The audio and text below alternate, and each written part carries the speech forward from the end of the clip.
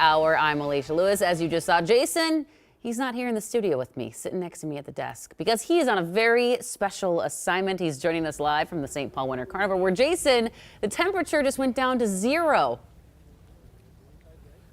And you know what? I'm not feeling it, because if you were watching a few minutes ago, I was just welcomed into the royal family.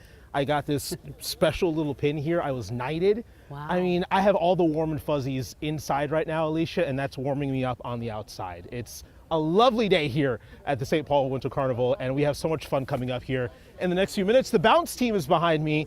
I've seen that before. Other reporters do it, and now I'm going to get my chance. That is going to be interesting, to say the least. So we're going to have that coming up. Oh, we can't wait. Cece says you're likely going to scream. She's done it a few times, so we're looking forward to that. It'll be safe. It'll be fine. Everything's going to be fine. I'm going to hopefully not scream, but I can't make any promises. Okay. We'll check back in a little bit. Something to look forward to. And he's all warm and fuzzies this morning, he says. Miami boy says 0 is lovely outside. He has made it. He has been knighted in our family as well. It is cold out here, and Jason's been out there all morning long. As the South would say, bless your heart.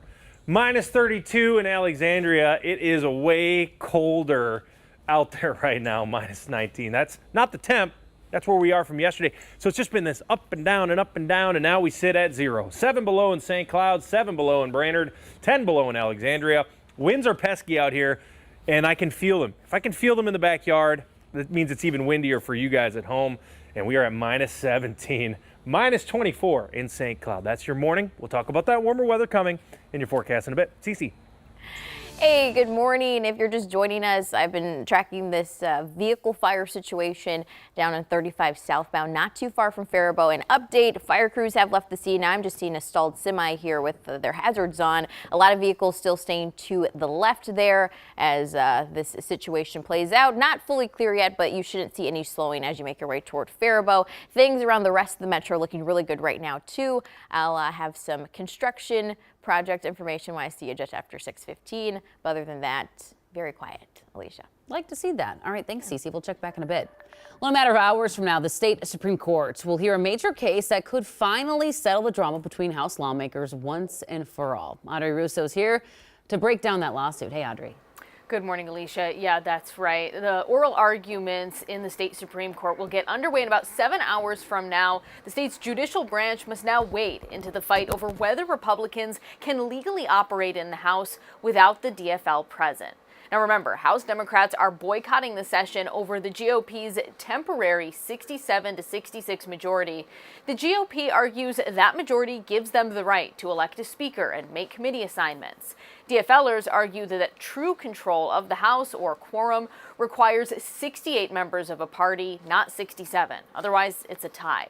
Now, the oral arguments today are expected to last about an hour, and some caucuses anticipate a decision by Friday.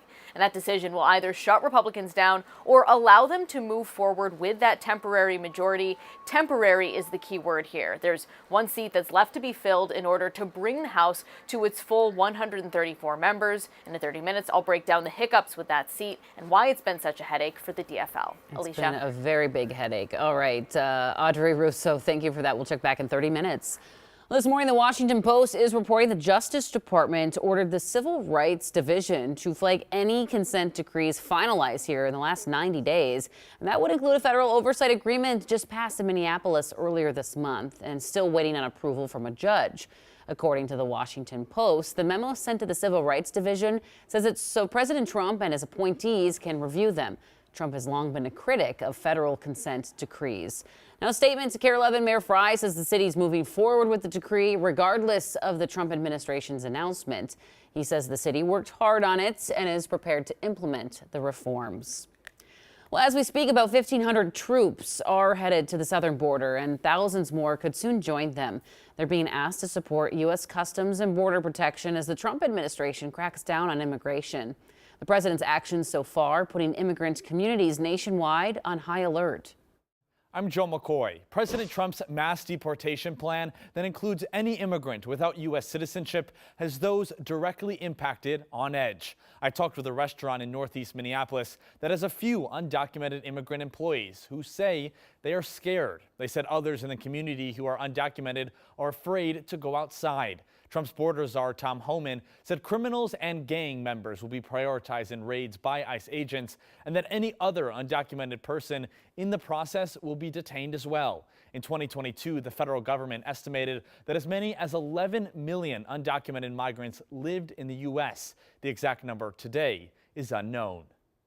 Another big piece of the Trump transition: changes are underway in the federal workplace as the new administration moves quickly to end diversity, equity, and inclusion programs.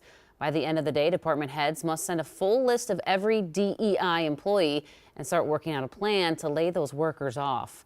They've already been placed on administrative leave, and now local groups are concerned these changes could put pressure on other government entities and businesses to drop their DEI programs, especially those with contracts with the federal government.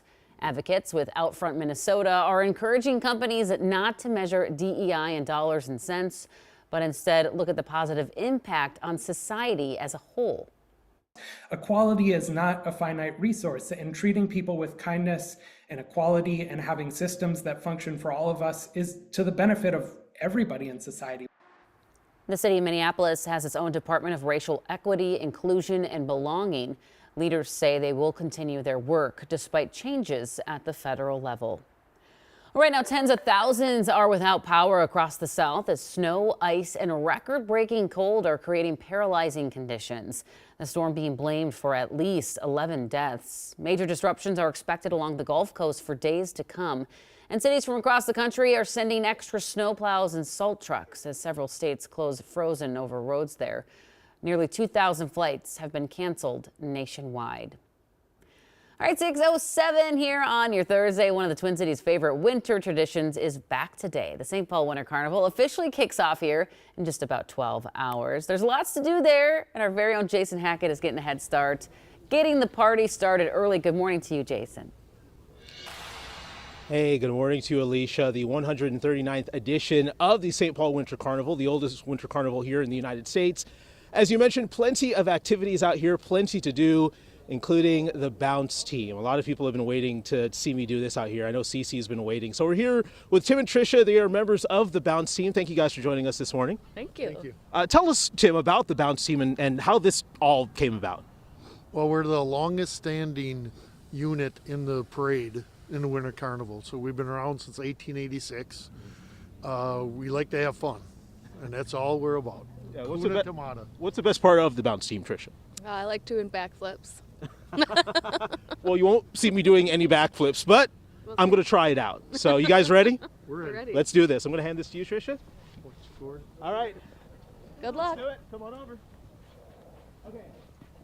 Hi. Come on, bud. Crawl right out. On there. Let's go. Crisscross applesauce. Crisscross applesauce.